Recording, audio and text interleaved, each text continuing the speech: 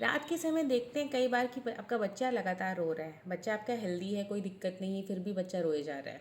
तो इसका जो मेन कारण होता है वो हो सकता है कोलिएक हो। कोलिएक मतलब होता है कि बच्चा के अंदर गैस हो गई है।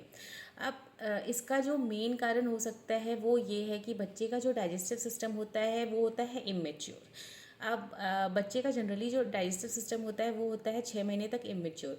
अगर आपका बच्चा 2-3 महीने से लेकर 5 महीने के बीच में है तो उसका डाइजेस्टिव सिस्टम इमेच्योर होने की वजह से उसके अंदर गैस आपका फॉर्मेशन हो सकती है। और दूसरी चीज़ है, जैसे अब बच्चा ब्रेस्ट फीड ले रहा है या फिर आपका फार्मूला फीड ले रहा है तो उसमें क्या होता है वो कभी कभी एयर सॉलो कर लेता है या फिर हवा जो है वो अंदर की तरफ ले लेता है, जिसकी वजह से गैस बन जाती है। अब रेमेडी की बात करते हैं कि जनरली अगर आपको बच्चे को कॉलिएक हो गया है या फिर बच्चा रोए जा रहा है, ठीक है, इस टाइम डॉक्टर से नहीं बात कर सकते, तो आप क्या क्या कर सकते हो बच्चे को सही करने के लिए। तो पहली चीज़ आप देखोगे कि आपको हमेशा बच्चे की जो फीडिंग पोजीशन है उसको सही रखनी चाहिए। बच्चे की फीडिंग पोजीशन मतलब बच्चे को हमेशा थोड़ा ऊपर की तरफ ऐसे करके उसको फीड कराएं। कभी ऐसे करके फीड कराने की ज़रूरत है, थोड़ा सा उसका जो सर हो हमेशा टिल्ट हो करके ऊपर करके उसको फीड कराएं। दूसरी चीज़ होती है कि बच्चा को एंटी कोलिक बॉटल्स आते हैं। अगर आपका बच्चा फॉर्मूला फीड करता है तो जो बॉटल्स होते हैं वो बहुत इंपॉर्टेंट होते हैं। आप जाओगे मार्केट में तो आपको बहुत सारे बॉटल्स मिलेंगे जो एंटी कोलिक होते हैं। आप उसको पढ़ोगे तो उसमें लिखा होता है एंटी कोलिक बॉटल्स, आप वैसे ही बॉटल्स लो। तीसरी चीज़ की बात करें तो वो होता है कि आपका फार्मूला मिल्क। फार्मूला मिल्क क्या क्या होता है कि फार्मूला मिल्क आपका जनरली ज़रूरी नहीं है कि हर बच्चे को हर फार्मूला, जैसे फार्मूला मिल्क की बात करें तो आपके बाज़ार में 1000 तरह के फार्मूला मिल्क आते हैं। सिमिलैक है, नैन प्रो है, एप्टामिल है, बहुत सारे आपके जाके वो फार्मूला मिल्क आते हैं।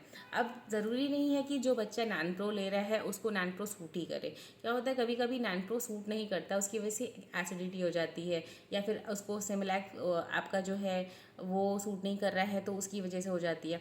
और कभी कभी गैस की वजह से बच्चे को आप देखोगे कि उसको वॉमिटिंग भी हो जाती है। तो इन दैट केस बच्चे का जो फार्मूला मिल्क है उसको चेंज करें, जल्द से जल्द चेंज करें।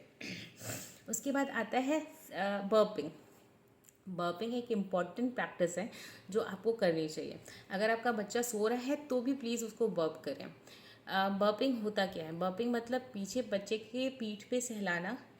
बच्चे को सहलाने से क्या होता है, जो अंदर आपकी बच्चे के गैस फंसी हुई है या फिर गैस है वो निकल जाती है, तो बच्चे को हो जाता है रिलीफ। ओके।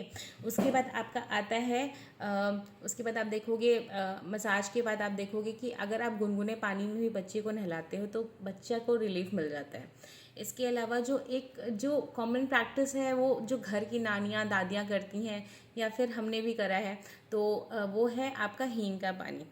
आप चुटकी भर हींग लो, इतना सा हींग लो, उसके अंदर पानी के अंदर अच्छे से घोलो और नाभि पे कभी भी आपको बच्चे को अगर कॉलियक हो रखा है तो कभी भी नाभि पे हींग मत लगाओ। जस्ट नाभि के नीचे वाले एरिया में या फिर नाभि के अराउंड एरिया में आप उसको सर्कुलर मोशन में उसको लगा दो, बच्चे को रिलीफ तुरंत मिल जाता है। इसके अलावा जो आप प्रैक्टिस कर सकते हो वो होता है कि बच्चे जिस रूम में है उसमें बिल्कुल भी आवाज़ मत रखो, क्योंकि बच्चा ना ऑलरेडी इतना परेशान हो रखा है, आप उसमें आवाज़ करोगे तो वो बहुत इरिटेट होगा। उसके अलावा आप वाइट नॉइज़ का यूज़ कर सकते हो।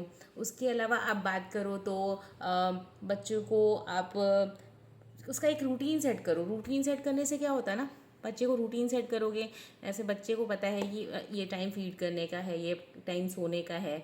अगर उसकी टाइमिंग उल्टी सीधी नहीं हो रखी है तो बच्चे के में ना गैस के चांसेस ना आपके अपने आप कम हो जाते हैं। तो अगर आपको मेरी चीज़ें समझ आई, और मुझे प्लीज़ कमेंट में आप ज़रूर बताना कि आप में से जितनी माएँ हैं उनमें से कौन सी ब्रेस्ट फीड कराती है या फिर फार्मूला फीड कराती है, या फिर इन दोनों से रिलेटेड आपको कोई क्वेश्चन पूछने है तो वो प्लीज़ मुझे बताना। और बाकी आपको समझ आए तो प्लीज़ मेरे चैनल को लाइक शेयर और सब्सक्राइब करो। Thank you.